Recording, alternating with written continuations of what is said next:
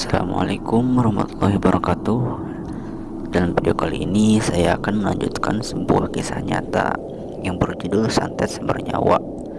Sebelum saya lanjutkan ke kisahnya, seperti biasa silahkan ambil dulu tempat yang paling nyaman agar tidak terganggu oleh siapapun. Dan sebelum saya lanjutkan kisahnya, silahkan subscribe dulu untuk yang belum subscribe.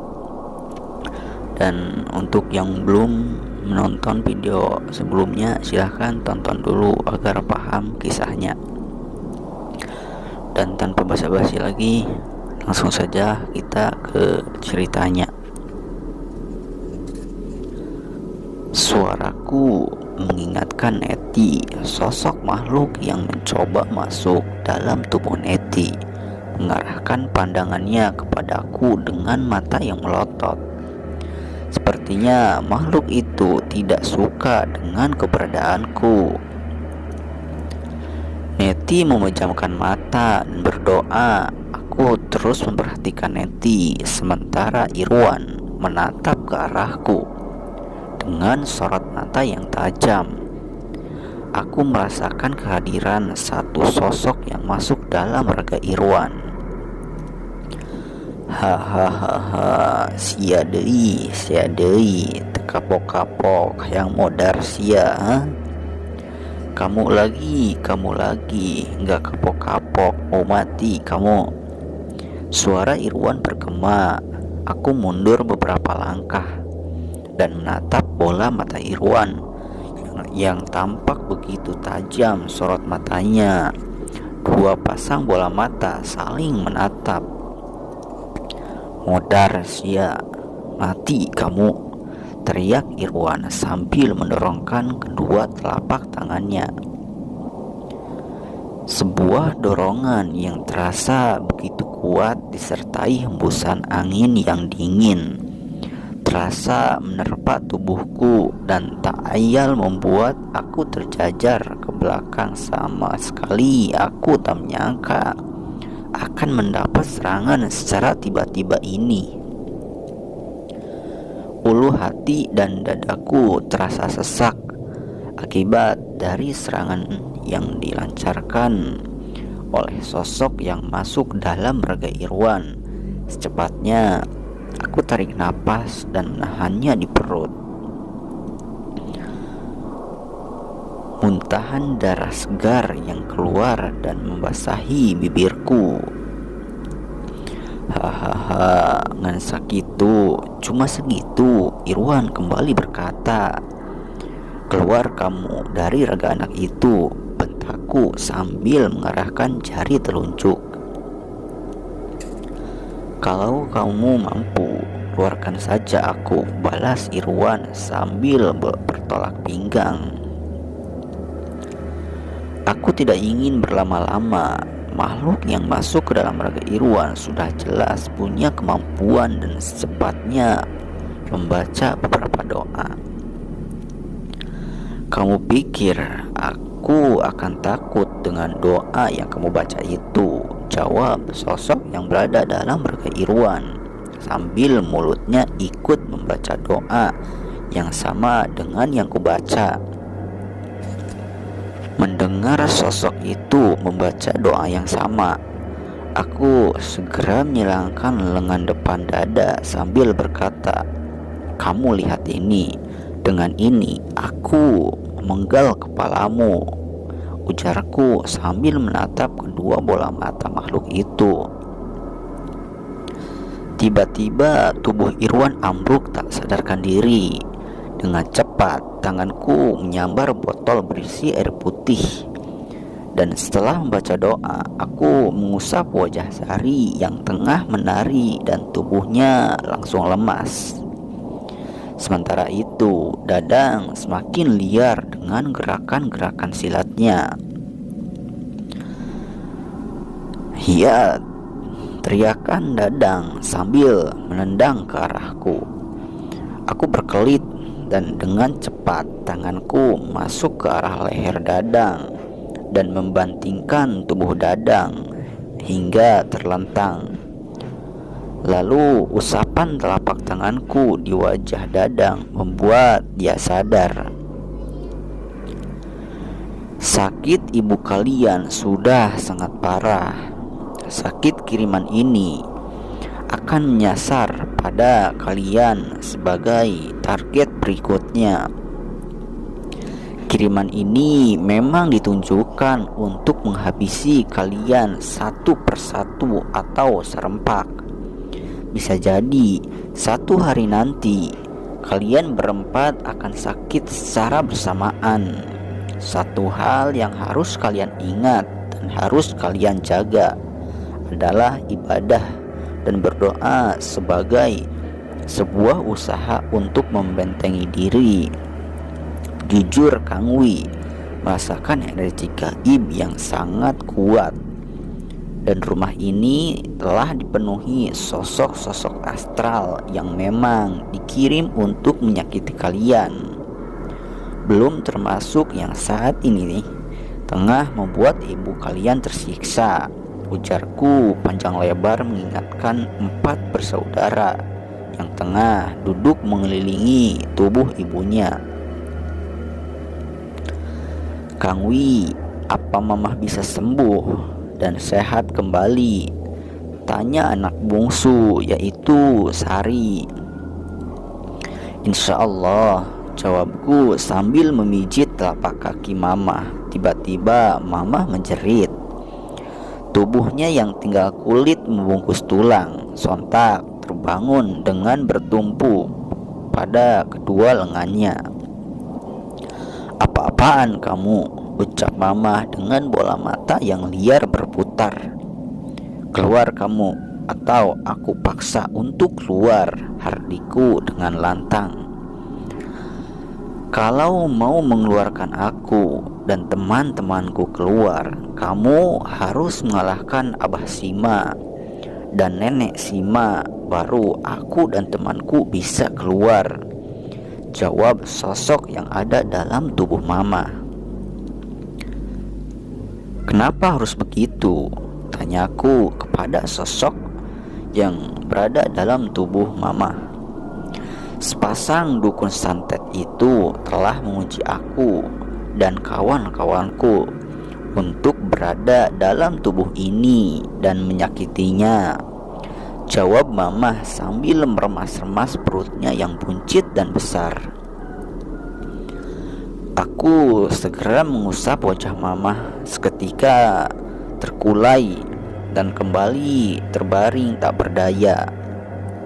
Malam ini semua tidur di ruang tengah dan kalian harus bergantian untuk menjaga ibu kalian.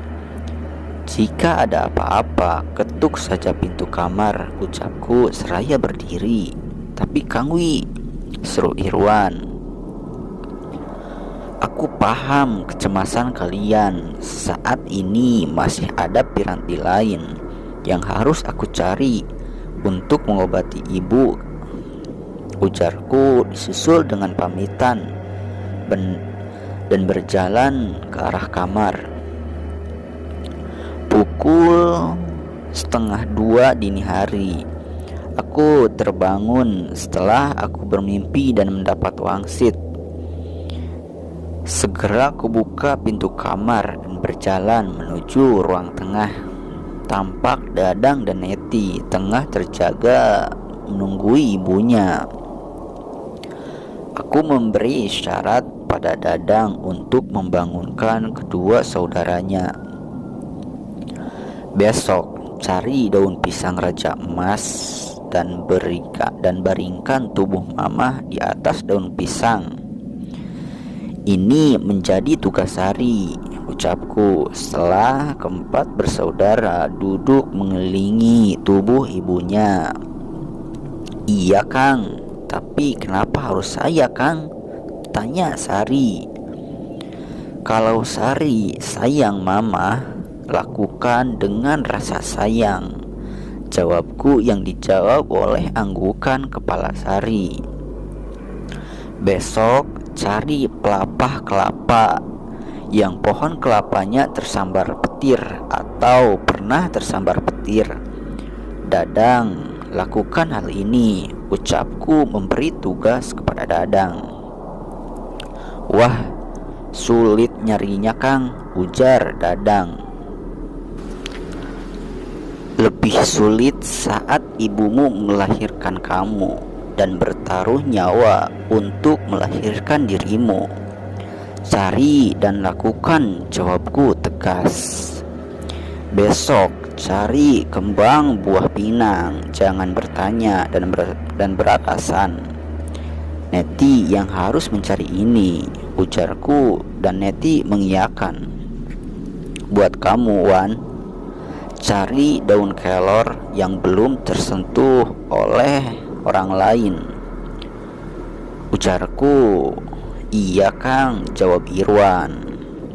Sehabis sholat subuh, kalian keluar rumah untuk mencarinya. Semoga saja besok sebelum maghrib kalian sudah pada pulang, biar kalian bisa tahu siapa dalang dari semua ini, ujarku sambil menuang kopi panas di piring keci. Yang benar Kang, serentak 4 saudara berseru. Sore itu aku duduk di samping kaca rumah. Pandanganku melihat jelas ke arah pintu gerbang halaman, sementara kalau dari luar tidak bisa melihat ke arah dalam rumah. Secangkir kopi panas dengan piring kecil yang telah kutuang dan cairan hitam menghangatkan rongga dada. Lalu sebatang rokok menyala dan mengepulkan asap terbang di awang-awang. Sebuah mobil memasuki pekarangan rumah. Tidak lama kemudian, seorang laki-laki paruh baya turun dari mobil, diikuti oleh seorang perempuan yang terlihat lebih muda dari laki-laki tersebut. Mereka berdua berjalan menuju teras, lalu berhenti sesaat sambil mengalihkan pandangan dan mengitari sekitar dengan dua bola matanya. Sepi banget, anak-anak pada kemana ya Bu? Tanya laki-laki itu pada wanita di sampingnya. Iya ya Pak, gak biasanya, masa sih pergi semua? Lah yang jagain ibunya siapa? Jawab wanita di sampingnya. Aku diam saja dan mendengar obrolan mereka. Dan mereka tidak tahu keberadaanku yang tengah duduk di balik kaca riben besar. Tidak lama kemudian, suara ketukan pintu terdengar. Aku segera berdiri dari tempat duduk itu untuk membukakan pintu. Kamu siapa? Tanya laki-laki itu sesaat setelah pintu terbuka. Saya temannya Irwan Pak, jawabku sambil mengulurkan tangan untuk bersalaman dan menyebutkan namaku. Oh, saya Arpan dan ini istri saya. Saya pamannya anak-anak. Oh iya, anak-anak pada kemana? Tanya Pak Arpan. Silahkan duduk Pak, anak-anak lagi pada keluar, jawabku sambil mempersilahkan.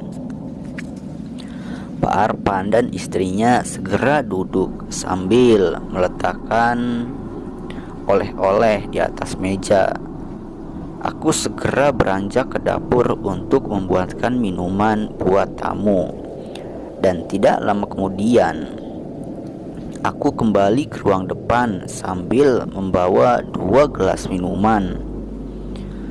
Aku lihat Pak Arpan tengah ngobrol dengan Sari yang baru datang di teras depan, dan setelah meletakkan minuman, aku segera duduk di tempat semula dan Pak Arpan sendiri menjenguk Mama yang terbaring sakit di kamarnya.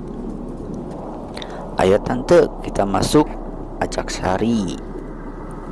Kamu duluan aja, tante masih ingin menghirup udara segar, jawab Bu Arpan. "Kalau begitu, Sari masuk dulu ya tante," jawab Sari sambil membalikan badan dan masuk dalam rumah.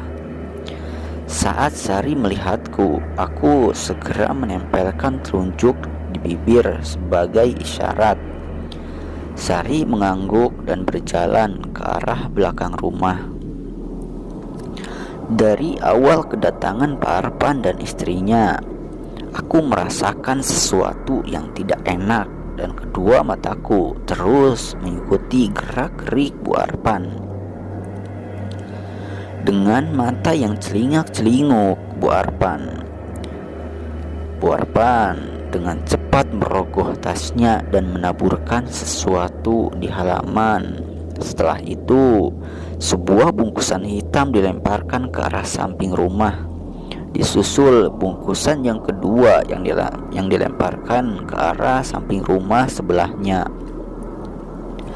Lalu membuka tutup minuman mineral dan menyiramkan pada pot-pot bunga yang ada di tembok halaman. Dan sisa air kemasan disiramkan tepat di bawah pintu masuk. Dengan cepat aku berjalan ke arah dapur dan Bu Arpan lalu masuk rumah. "Syukur gak ada yang tahu," gumam Bu Arpan. Setelah beberapa lama, akhirnya Pak Arpan dan istrinya berpamitan. "Sari urus dulu Mama, biar Kang Wi yang mengantar Pak Arpan dan istrinya sampai depan," ucapku sambil mengedipkan mata sebagai isyarat. Sari mengangguk.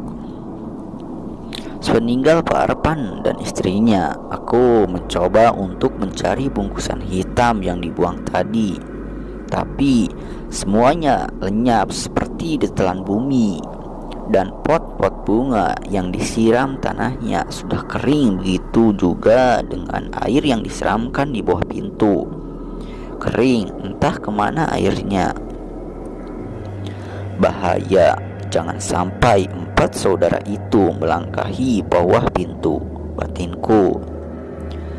Aku memutar lewat pintu belakang dan meminta Sari untuk memberitahu saudaranya untuk masuk rumah lewat pintu belakang dulu. Selepas maghrib, keempat bersaudara itu akhirnya berkumpul di ruang tengah. Tentu saja mereka bertanya kenapa harus masuk rumah lewat pintu belakang. "Kita lihat saja nanti malam. Alasanku meminta kalian masuk lewat belakang," jawabku. Selesai sholat isya, Sari menghamparkan daun pisang. Dadang dan Irwan membopong tubuh ibunya dan membaringkan tubuhnya di atas lembaran daun pisang. Lalu pelepah kelapa menjadi bantal kepala ibunya. Masukkan daun kelor dan bunga pinang di baskom yang sudah diisi air yang dicampur dengan air hangat, pintaku sama Irwan. Aku segera meminta Sari dan Neti untuk berada di samping kiri dan kanan ibunya. Irwan juga Dadang berada di posisi kiri kanan. Ingat, Neti dan Sari pegang tangan ibu kalian. Juga Irwan dan Dadang pegangi kaki ibu kalian. Kalau kita sudah memulai pengobatan, ucapku sambil menuang air yang kubawa dari hutan sancang dalam baskom yang sudah berisi bunga pinang dan daun kelor. Ku meminta kepada 4 saudara untuk memulai dengan bismillah dan membaca syahadat juga istighfar. Wan, baca ayat kursi sebanyak-banyaknya dan urut kaki ibunya dari lutut sampai telapak kaki. Dan Dadang lakukan hal yang sama, ucapku yang dijawab dengan anggukan kepala. Neti dan Sari baca surah Yasin sambil pegang jemari ibunya. "Paham ya?" ujarku. "Paham Kang." Keduanya serempak. Baiklah, jawabku sambil terpejam membaca berbagai doa dan tanganku yang memutarkan air dalam baskom. Berapa saat kemudian, tanganku mengambil tangkai daun kelor. Ketika tangkai daun kelor hendak aku sabitkan ke tubuh mama, dari arah pintu depan sebuah ledakan terdengar dan tubuh mama berontak. Sari dan Neti yang memegangi tangannya terpental. Irwan dan adiknya terjungkal kena tendangan kaki ibunya. Hahaha, kamu bukan lawanku. Berani-beraninya mau mengobati. Berarti kamu menantang aku, teriak mama dengan suara laki-laki. Wan, kalian tetap tenang dan jangan panik. Terus baca yang tadi. Juga Neti dan Sari, ucapku sambil menenangkan 4 saudara. Hayo lawan aku, ucap mama sambil bertolak pinggang. Aku segera menyabitkan tangkai daun kelor sambil membaca doa Jibril. Hahaha, keluarkan semua ilmumu anak ingusan, ucap mama seraya membungkuskan dadanya. Sabetan pertama disambut dengan tawa. Pada sabetan kedua, aku menambahkan salah satu ayat yang sering disebut dengan ayat payung Rasul. Kali ini mama menjerit dan merapatkan tangannya depan dada, lalu mendorongkan telapak tangan ke arahku. Sebuah dorongan energi berhawa sangat panas begitu terasa. Dengan cepat aku mencelupkan kembali batang kelor ke dalam air kahuripan dan menyabetkan untuk menahan gempuran hawa panas. Modar kamu, teriak mama. Keluar sia, teriakku. Dua energi berbenturan membuat aku terdorong ke belakang dan satu jeritan keluar dari mulut mama. Ampun, ampun. Dan tubuh mama kembali terbaring. Aku segera meminta keempat saudara untuk memposisikan mama pada asalnya. Ini baru awal. Perang yang sebenarnya adalah kalian berempat dengan dukun santet itu, ucapku pada 4 saudara. Apa? Seru 4 saudara serempak. Ingat, perang ini menjadi perang bagi kalian. Kasih sayang dan rasa cinta kalian pada ibu kalian adalah yang akan melawan semua kemungkaran, dan pengorbanan kalian yang akan membebaskan semua kiriman santet ini. Jangan pernah ada rasa dendam dalam hati kalian. Maafkan semua perbuatan orang yang telah melakukan semua ini. Semakin kalian mendendamkan, maka kekuatan santet ini akan semakin kuat. Karena kebencian dan rasa dendam kalian menjadi kekuatan bagi pengirim santet ini. Belajar untuk memaafkan dan kubur dalam masa rasa dendam kalian.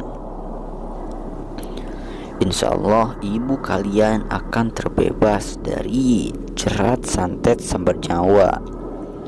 Bukan hanya ibu kalian, bahkan kalian sendiri akan terbebas dari santet ini, ujarku seraya memperbaiki posisi mamah yang terbaring.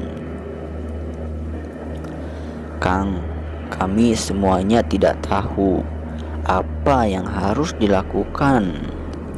Lalu kenapa Akang mengatakan bahwa ini menjadi seakan sebuah peperangan bagi kami?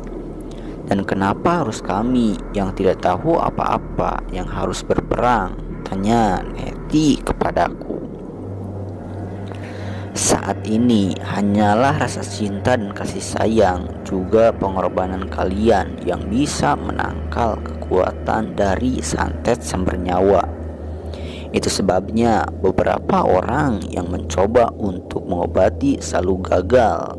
Dan ibu serta kalian semua tidak bisa lepas dari jerat santet sumber nyawa ini. Semua karena yang mengobati tidak ada rasa cinta dan kasih sayang. Yang ada adalah rasa kasihan melihat penderitaan yang ibu kalian rasakan, termasuk aku sendiri. Lalu kenapa harus kalian yang harus maju untuk berperang? Karena kalian punya rasa cinta yang tulus dan kasih sayang sebagai anak pada ibunya. Aku akan tetap berada di belakang kalian sampai urusan ini selesai, ujarku seraya menyulut sebatang rokok dan berpindah tempat ke atas kursi, diikuti oleh keempat bersaudara. Lalu apa yang harus kami lakukan? Tanya Sari. Mulai saat ini, sehabis Isya jangan ada yang keluar rumah. Dan usahakan untuk berpuasa. Dengan berpuasa sunnah Nabi, setiap selesai sholat maghrib, kita akan membaca surah Yasin sampai masuk waktu subuh. Kita akan baca surah Yasin dalam satu malam 41 kali. Dan kalian harus siap demi nyawa ibu kalian, ucapku sambil menatap wajah keempat bersaudara. Berapa lama kita melakukan itu, Kang? Tanya Irwan. Aku tidak tahu berapa lama kita akan melakukan itu, tapi yang jelas akan banyak halangan dan godaan, dan inilah perang yang sesungguhnya. Perang antara kasih sayang dan kebencian. Persiapkan diri untuk menghadapinya, jawabku. Malam itu suasana begitu mencekam. Tiba-tiba dari arah kamar mandi terdengar suara air yang terbuka. Dengan segera Dadang berjalan ke arah kamar mandi, bermaksud untuk menutup keran air. Setelah sampai kamar mandi, Dadang berteriak, "Kang, tolong!" Aku dan Irwan segera menghampiri ke arah kamar mandi. Sampainya di sana, aku melihat air dalam bak kamar mandi yang berwarna merah darah. Dari arah ruang tengah terdengar suara Neti dan Sari yang menjerit meminta tolong. Setelah menutup keran air, aku bergegas ke ruang tengah. Terlihat telunjuk Neti mengarah ke arah telapak kaki ibunya yang terbaring. Seekor kalajengking hitam dengan ukuran yang cukup besar tengah merayap di telapak kaki ibunya. Dengan cepat aku mengambil tangkai dahan kelor dan menyabetkan ke arah hewan itu. Plak! Hewan itu jatuh dengan gelas yang terbalik. Aku mengurung hewan itu, dan dari bawah lemari dan dari bawah meja hewan-hewan yang sama berhamburan keluar serta merayap mendekati tubuh mamah yang terbaring. Sebuah hiasan dinding tiba-tiba terjatuh, dan di balik hiasan dinding keluar seekor ular berwarna hitam yang mengkilap, langsung merayap mendekati tubuh mamah yang terbaring. Dengan cepat aku mencelupkan tangkai kelor ke dalam air yang berada di baskom, lalu membuat lingkaran mengelilingi tubuh mamah yang terbaring. Binatang-binatang itu terhenti dan hanya berputar-putar di sekitar tubuh mama. Untuk ceritanya segini dulu, nanti saya akan lanjutkan lagi ceritanya. Dan terima kasih sudah menyimak kisah ini, dan silahkan subscribe karena gratis, tidak merugikan. Dan jangan lupa nyalakan tombol loncengnya agar tidak ketinggalan video-video terbarunya. Dan apabila ada perkataan-perkataan yang kurang enak didengar oleh telinga teman-teman, mohon maaf. Saya mohon maaf sekali, untuk dimaafkan. Dan saya meminta kepada teman-teman untuk doa dan dukungannya agar channel ini bisa berkembang. Dan dalam video ini saya Mimin berperan sebagai Kang Wijaya. Dan terima kasih kepada Kang Wijaya yang sudah membagikan kisah ini. Semoga semua pendengar cerita ini bisa mengambil hikmahnya di kemudian hari. Sekian dari saya. Wassalamualaikum warahmatullahi wabarakatuh.